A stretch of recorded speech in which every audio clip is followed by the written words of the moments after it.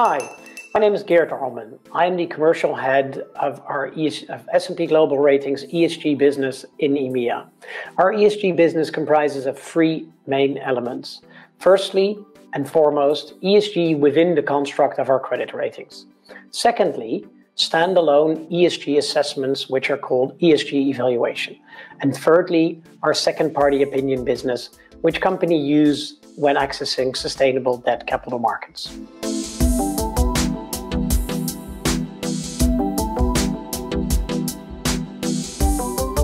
Investors are increasingly incorporating ESG factors into their investment processes.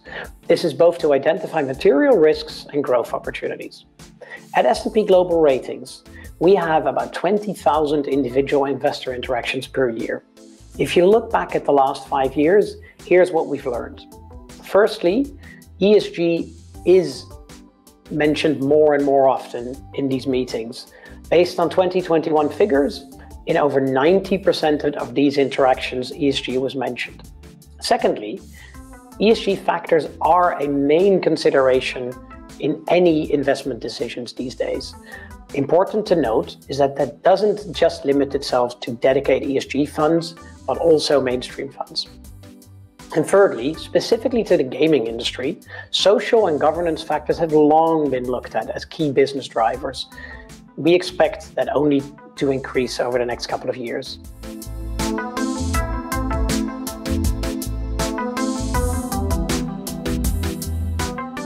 So at S&P Global Ratings, as a regulated credit rating agencies, we've looked at ESG factors as part of the credit ratings analysis for a long time.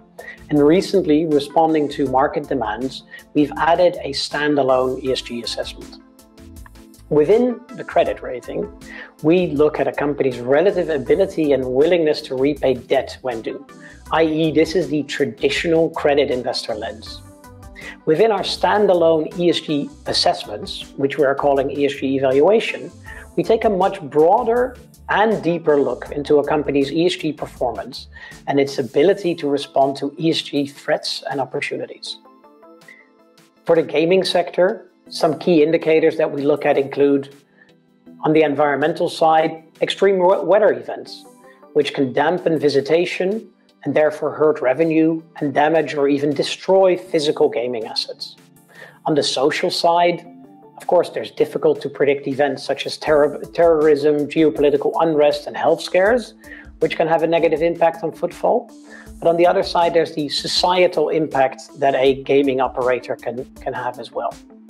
On the governance side, as a highly regulated industry with heavy controls on aspects such as anti-corruption and anti-money laundering, good governance is a key to maintaining licenses and good standing and avoiding regulatory fines to impact profitability. Lastly, overlaying these three different factors, transparency and reporting are, of course, key to evaluate a business's ESG standing.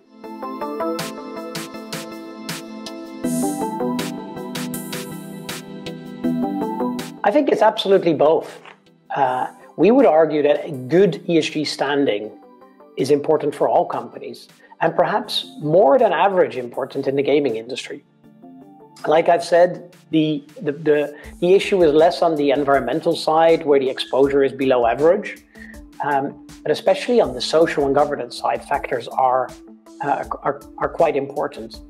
The higher on the social side, the higher risk of increased regulations due to the perceived adverse effects of gambling are a main factor and have been a main factor for a while.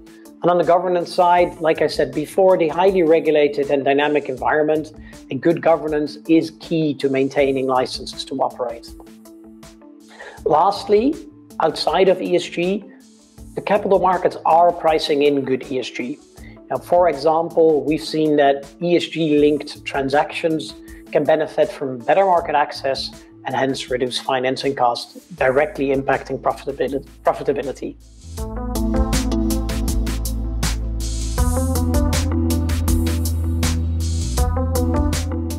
Overall, the gaming sector has a relatively higher social risks and a relatively strong governance. Environmental risk, as described, is relatively low and as a result, less material than social and governance factors.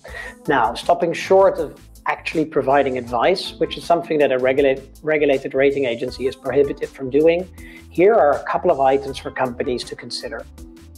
Environmental factors. Have adequate policies in place to both measure and mitigate an organization's impact on climate change. Social policies. Adequate policies in place for items such as workforce and diversity, embedding equity and inclusion, issues of customer gambling, and substance dependencies. In addition, initiatives to support local economies through tax revenue, employment and tourism, proliferation of online gambling are likely to be important to be managed, as well as described in adequate policies.